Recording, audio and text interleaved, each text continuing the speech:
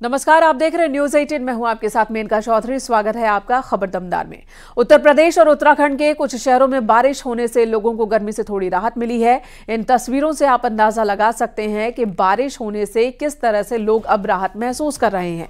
अयोध्या, प्रयागराज, आगरा, सहारनपुर, कानपुर, शाहजहांपुर, देहरादून और कोटद्वार की ये तस्वीरें हम आपको दिखा रहे हैं। इन सभी जगहों पर हुई है बारिश, जिसके बाद मौसम यहां पर बदल गया है।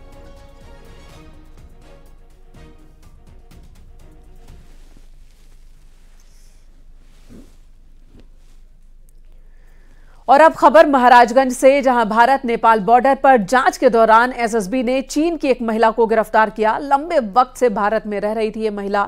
सोनौली सीमा पर जांच कर रही टीम ने महिला को रोककर पूछताछ की। एसएसबी को महिला के पास कोई दस्तावेज नहीं मिले। पता चला कि महिला भारत में अवैध गतिविधियों में लिप्त थी, लिहाजा महिला के खिलाफ 14 विदेशी अधिनियम के तहत केस दर्ज किए गए हैं। एसएसबी द्वारा चेकिंग के दौरान एक महिला को हिरासत में लिया गया है। जब उससे पूछताछ की गई तो उसने अपना नाम काई जियोंग बताया तथा उसकी नागरिकता चीन की थी। जब उससे भारत में प्रवेश के संबंध में आवश्यक दस्तावेज मांगे गए तो उसने किसी प्रकार का भी दस्तावेज उपलब्ध नहीं कराया। इस संबंध में अन्य एजेंसियों को भी जानकारी दी गई है तथा थाना सोनौली पर 14 विदेशी अधिनियम का अभियोग पंजीकृत करते हुए अग्रिम विधिक कार्रवाई की जा रही है। और इस वक्त खबर प्रयागराज से, जहां मालगाड़ी के 3 डब्बे अचानक ही पटरी से उतर गए, जिससे दिल्ली हावड़ा रूट बाधित हो गया। जंक्शन स्टेशन के यार्ड से आगे बढ़ने के बाद मालगाड़ी के 3 डब्बे 17, 18 और 19 बेपटरी हो गए। मालगाड़ी डिरेल होने से दिल्ली हावड़ा रूट की अप और डाउन दोनों ही लाइनें बाधित हो गई। तत्काल मौके पर रेलवे इंजीनियर, ऑपरेटिंग और अन्य विभागों के कर्मचारी पहुंचे, अधिकारी पहुंचे, जिसके बाद ट्रेन के अगले हिस्से को अलग कर दिया गया। नॉर्थ सेंट्रल रेलवे के सीपीआरओ के मुताबिक मालगाड़ी के डिब्बे डिरेल होने से किसी तरह का कोई नुकसान नहीं हुआ है। ये खाली मालगाड़ी थी जो गाजियाबाद से आ रही थी और दीनदयाल उपाध्याय जंक्शन की तरफ जा रही थी। इसके 3 वैगन डिरेल हुए हैं, जिससे यातायात बाधित है। जैसा कि आप देख सकते हैं, रजिस्ट्रेशन का कार्य बहुत तेजी से प्रगति पर है और हमारे सभी उच्चाधिकारी सभी मौके पर मौजूद हैं और एक टीम की तरह कार्य किया जा रहा है। इसमें कोई जान माल का नुकसान नहीं हुआ, न कोई हताहत हुआ है, न कोई घायल हुआ है। अप एंड डाउन जो यातायात बाधित है उसको शीघ्र चालू कर दिया जाएगा।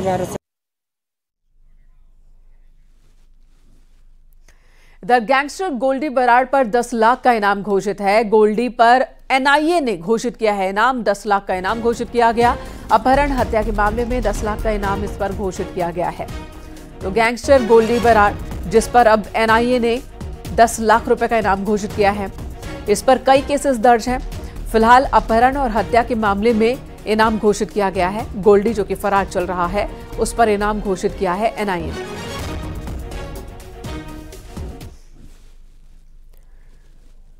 और बड़ी खबर आ रही है इस वक्त, अरविंद केजरीवाल को लगा है बड़ा झटका। अरविंद केजरीवाल को सीबीआई रिमांड पर भेज दिया गया।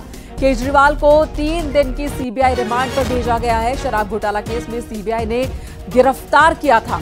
राउज एवेन्यू कोर्ट ने सीबीआई की कस्टडी में भेज दिया है अरविंद केजरीवाल को। दिल्ली के मुख्यमंत्री अरविंद केजरीवाल, जो कि शराब घोटाला मामले में तिहाड़ जेल में बंद है, और वहीं पर कल सीबीआई ने पूछताछ की थी। आज सीबीआई ने गिरफ्तारी दिखाई, जिसके बाद कोर्ट में पेश किया गया और यहां से सीबीआई ने अपनी रिमांड की डिमांड की थी। अब 3 दिन के सीबीआई रिमांड में केजरीवाल रहेंगे।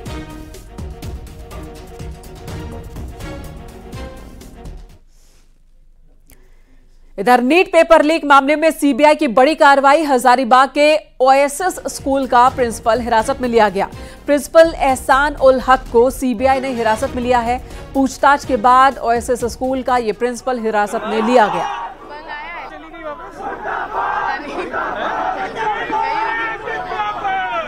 ऐसे में जो स्टूडेंट्स हैं,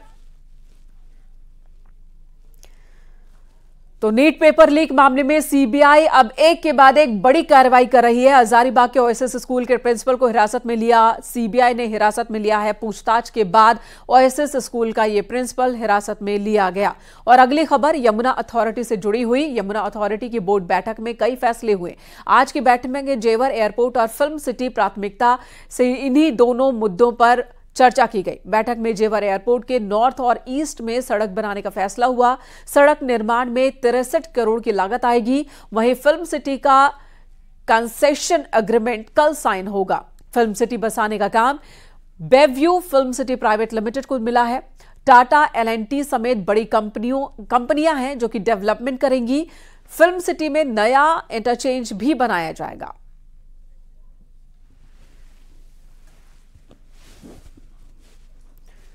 और अगली खबर आ रही है इटावा से, जहां 2 साल के बच्चे के अपहरण का 3 दिन में पुलिस ने खुलासा कर दिया। बच्चे को अगवा करने वाली 2 महिलाओं को पुलिस ने गिरफ्तार किया है और बच्चे की सकुशल बरामदगी की गई। पुलिस के मुताबिक कोतवाली इलाके में एक महिला ने मकान मालिक के 2 साल के बच्चे का अपहरण कर लिया था। बच्चे को बेचने के लिए शातिर महिला आगरा, नोएडा, हरियाणा और फतेहाबाद गई थी। बच्चा नहीं बिक पाने की वजह से महिला ने मासूम की हत्या का भी प्लान बना लिया था, लेकिन वक्त रहते पुलिस ने इस शातिर महिला को गिरफ्तार कर लिया। ये लोग मतलब बच्चा लेकर के पूरा गैंग जो है ये विभिन्न प्रकार की गाड़ियों को विभिन्न प्रकार के अपने जो मोडस ऑपरेंडी है उसके अडॉप्ट करते हुए कभी किसी दूसरे के फोन को से मांग करके फोन करना ताकि इनको ट्रैक न कर सके कोई। इस प्रकार का इन्होंने मोडस ऑपरेंडी अपनाई थी और विभिन्न प्रकार के जनपदों से, कभी मैनपुरी, कभी आगरा, कभी मथुरा, कभी दिल्ली के बॉर्डर से लेकर के हरियाणा के बॉर्डर तक इन लोगों ने जो है पुलिस टीम को छकाया। और उसके बाद जाकर के जो है हमारी पुलिस टीम ने जो है जब तमाम गंभीर प्रयास किए। इधर ग्रेटर नोएडा में पुलिस ने ठग गैंग के 2 शातिर लुटेरों को गिरफ्तार किया। ये लुटेरे दिल्ली एनसीआर में गाड़ियों का शीशा तोड़कर लूट की वारदात को अंजाम देते थे। पुलिस ने चोरों के पास से 43 मोबाइल फोन, 4 लैपटॉप, तमंचा और गाड़ी बरामद की है। 43 मोबाइल जो दिल्ली और ग्रेटर नोएडा से चोरी किए गए थे इन लोगों द्वारा, वो बरामद हुए हैं। 4 लैपटॉप बरामद हुए हैं, 1 अर्टिगा गाड़ी बरामद हुई है और 1 तमंचा खोखा जिंदा कारतूस इनसे बरामद हुआ है। बरामदगी के आधार पर इनको ससंगत धाराओं में जेल रवाना किया जा रहा है। इसमें जिन लड़कों के यहाँ से लोकल मोबाइल चोरी गए थे वो लड़के भी आ गए हैं। उन्होंने अपने फोन को पहचान लिया है और नियमानुसार इसमें रिलीज की कार्रवाई की जा रही है। द इटावा के सफाई में आत्महत्या करने वाले युवक के 2 वीडियोस वायरल हुए। इस वीडियो में युवक अपनी मौत का जिम्मेदार एक युवती और उसके परिवार को बता रहा है। लड़की और उसके परिवार पर शादी का दबाव बनाने का आरोप लगाया है। परिवार पर ब्लैकमेल करने का भी आरोप लगाया इस शख्स ने। हालांकि न्यूज 18 इस वायरल वीडियो की पुष्टि नहीं करता। आपको बता दें, मृतक ऋषभ यादव बीएससी फाइनल का स्टूडेंट था। ऋषभ फ्रेंड्स कॉलोनी के ऊसरा अड्डे के पास किराए के मकान में रह रहा था। वहां रहकर एसआई की तैयारी भी कर रहा था।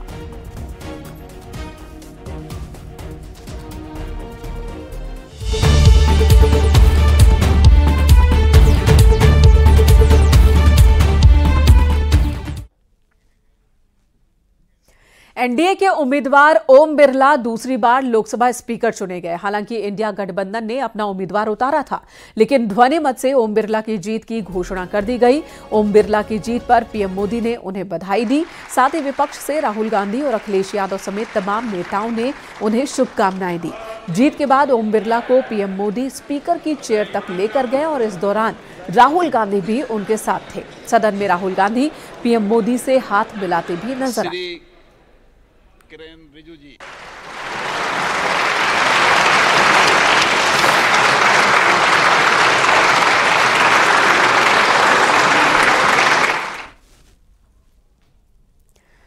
और ओम बिरला के स्पीकर चुने जाने के बाद सबसे पहले पीएम मोदी ने सदन को संबोधित किया। उन्होंने कहा कि अमृत काल के इस महत्वपूर्ण कालखंड में दूसरी बार इस पद पर विराजमान होना बहुत बड़ा दायित्व आपको मिला है। हम सबका विश्वास है कि आप आने वाले 5 साल हम सभी का मार्गदर्शन करेंगे, ये कहा प्रधानमंत्री ने। अमृत काल के इस महत्वपूर्ण कालखंड में दूसरी बार इस पद पर विराजमान होना बहुत बड़ा दायित्व आपको मिला है और आपका 5 वर्ष का अनुभव और आपके साथ हम लोगों का 5 साल का अनुभव, हम सबका विश्वास है कि आप आने वाले 5 साल हम सबका मार्गदर्शन भी करेंगे और देश की आशा अपेक्षाएं पूर्ण करने के लिए ये सदन अपना दायित्व निभाने में आपकी बहुत बड़ी भूमिका रहेगी। गत 20 साल का एक ऐसा कालखंड रहा है कि ज्यादातर स्पीकर या तो उसके बाद चुनाव नहीं लड़े हैं या तो जीत करके नहीं आए हैं। आप समझ सकते हैं कि स्पीकर का काम कितना कठिन है कि उसके लिए दोबारा जीतना मुश्किल हो जाता है, लेकिन आप जीत करके आए हैं, इसके लिए एक नया इतिहास आपने गढ़ा। अखिलेश यादव और राहुल गांधी ने भी ओम बिरला को स्पीकर बनने की बधाई दी। उन्होंने कहा कि विपक्ष जनता की आवाज है, उम्मीद है कि उन्हें दबाया नहीं जाएगा। We would like the House to function often and well. Speaker sir, it is very important that cooperation happens on the basis of trust. It is very important that the voice of the opposition is allowed to be represented in this House. That the people of India expect the opposition to defend the Constitution, the Samvidhan of this country. And we are confident that by allowing the opposition to speak, by allowing us to represent the people of India, you will do your duty of defending the Constitution.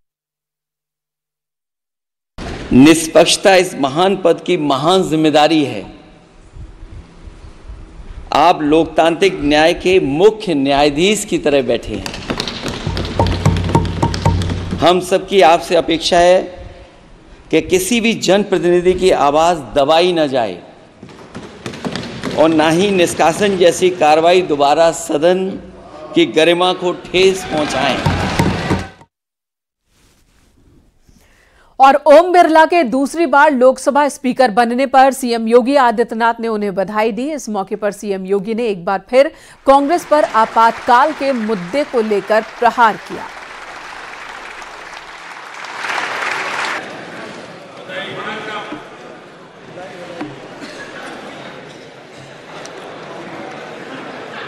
Shri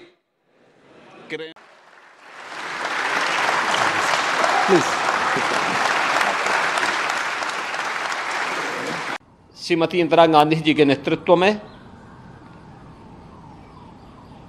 उस संविधान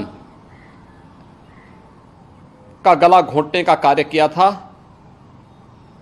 जिस संविधान की शपथ लेकर के वह देश की प्रधानमंत्री बनी थी।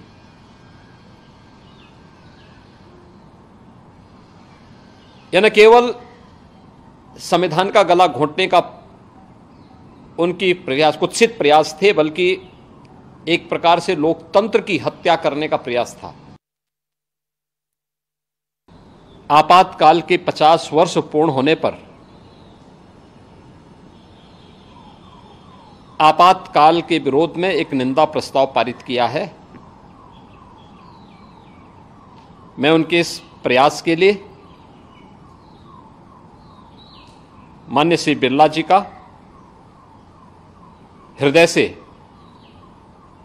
अभिनंदन करता हूं।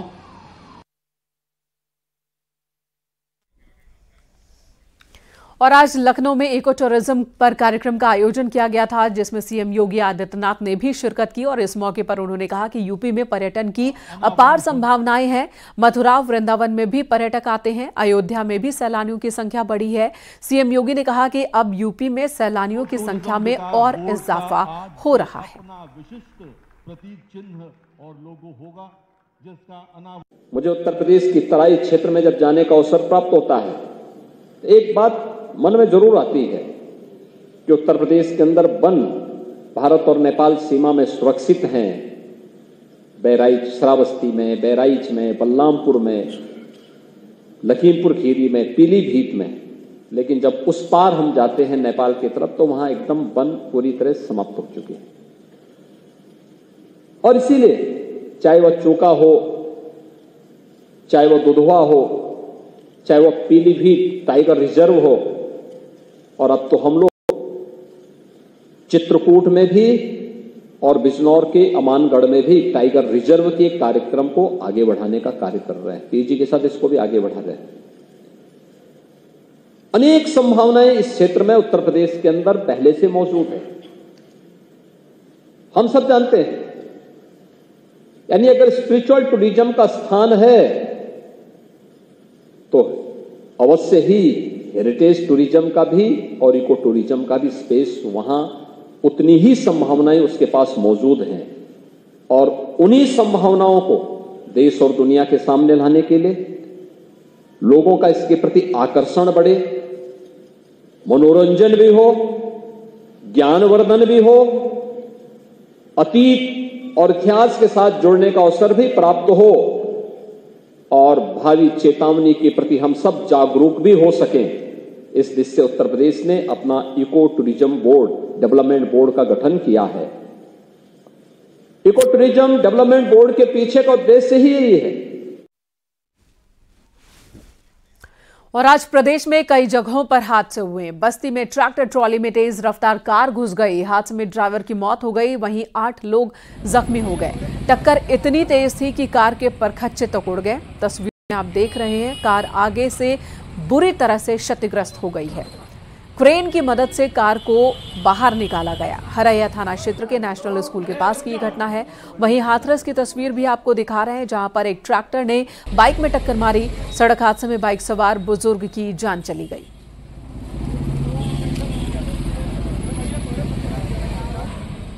एक व्यक्ति जो है चालक है, उसकी मृत्यु हो गई है और 3 लोग घायल हैं जिनकी हालत कुछ गंभीर बताई जा रही है और 5 लोग जो हैं जो साधारण चोट बताई जा रही है।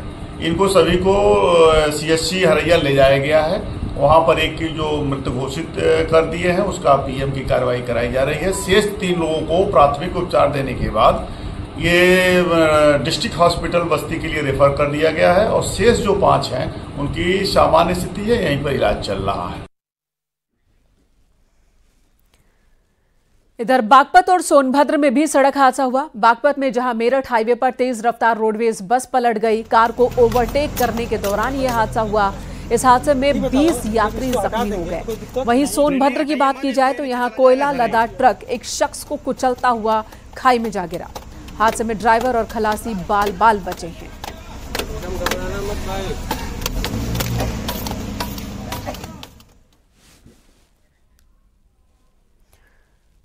वहीं हाथरस में जहां गाड़ी के चपेट में आकर एक बच्चे की जान चली गई। इस घटना के बाद आसपास हड़कंप मच गया। दरअसल हाथरस जंक्शन कोतवाली क्षेत्र के एहन गांव में भागवत कथा कलश यात्रा के दौरान मैक्स गाड़ी की चपेट में आकर एक बच्चे की मौत हो गई, जबकि दूसरा बच्चा जख्मी हो गया। आपको बता दें, हाथरस में भागवत कथा का आज आयोजन होना था। इससे पहले गांव में कलश यात्रा निकाली जा रही थी और उसी कलश यात्रा में हादसा हुआ। कुछ महिलाएं कलश लेकर चल रही थी, तभी पीछे से एक मैक्स पिकअप गाड़ी जो डीजे के साथ आगे बढ़ रही थी, उसकी चपेट में आकर बच्चे की जान चली गई। ये बच्चे वहीं पर खेल रहे थे। 2 बच्चे इस मैक्स गाड़ी की चपेट में आ गए और हादसे का शिकार हो गए। बताया जा रहा कि ये बच्चे मैक्स गाड़ी के ऊपर चढ़ गए थे, तभी ब्रेक लगाने की वजह से ये बच्चे नीचे गिरे और गाड़ी के चक्के के नीचे आ गए।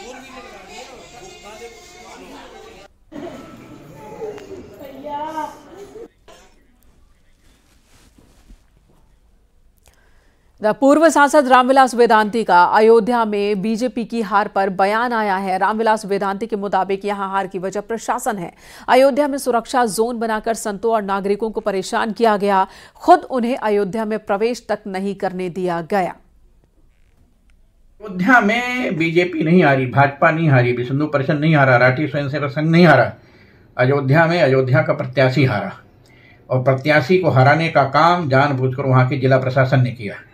माननीय डीएम ने मुझसे स्वयं कहा कि वेदांती जी हमको धमकी देते हैं। जब मैं अंदर नहीं जाने पाया, अयोध्या में प्रवेश नहीं करने पाया, तो मैंने डीएम साहब को फ़ोन किया कि हमारे जैसे व्यक्ति को अंदर जाने से रोका जा रहा है।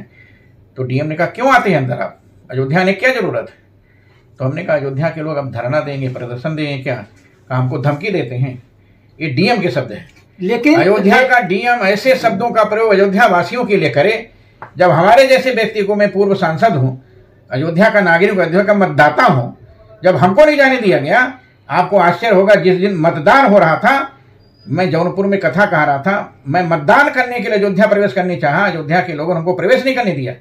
कहा क्या जरूरत है अयोध्या जाने की? लेकिन क्या ये सुरक्षा व्यवस्था की गई थी, इस वजह से ऐसा सिस्टम बनाया गया? कोई सुरक्षा व्यवस्था नहीं की गई थी। केवल अयोध्या के संतों को, महंतों को, अयोध्या के राम भक्त नागरिकों को परेशान करने के लिए जोन बनाए गए थे। हरा जोन, पीला जोन, नीला जोन, काला जोन। इस जोन का व्यक्ति इस जोन में नहीं जा सकता, इस जोन का, इस सड़क का व्यक्ति उस सड़क में नहीं जा सकता, इस पार का व्यक्ति उस पार नहीं जा सकता। ये केवल अयोध्या के लोगों को परेशान करने के लिए। और आज प्रधानमंत्री नरेंद्र मोदी के दफ्तर में 2 खास मेहमान पहुंचे, जिनका स्वागत प्रधानमंत्री ने बड़े ही प्यार से किया। ये मेहमान कोई और नहीं बल्कि 2 छोटी छोटी बच्चियां थीं। हरियाणा के राज्यपाल बंडारू दत्तात्रेय अपनी 2 पौत्रियों को लेकर पीएम से मिलने पहुंचे थे। मीटिंग के दौरान पीएम मोदी ने दोनों बच्चियों को प्यार से गले लगाया, उनसे बातें की। बच्चियां भी पीएम मोदी के साथ बहुत ही खुश दिखी और उन्होंने प्रधानमंत्री को कविताएं भी सुनाई। हाथ जोड़ मोदी जी को वंदन करे जाए। वाह।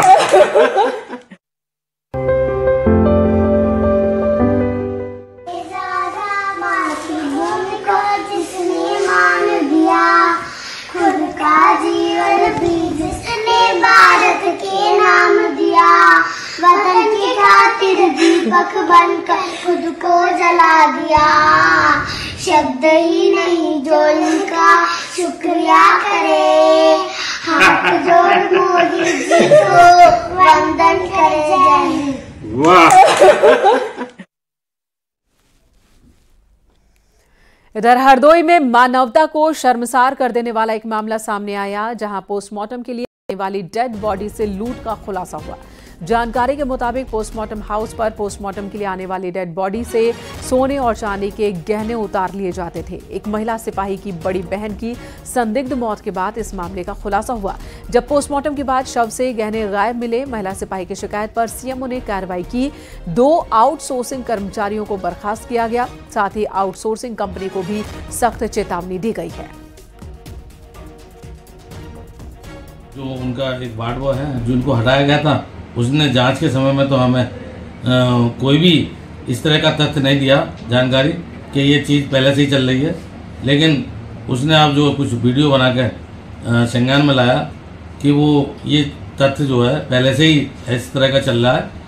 इसकी मैंने 4 चिकित्सा जो वरिष्ठ चिकित्सक हैं उनकी एक कमेटी बना दी और कमेटी बना के मैंने जाँच के लिए दे दी और वो जाँच आज शाम तक पॉसिबली आ जाएगी।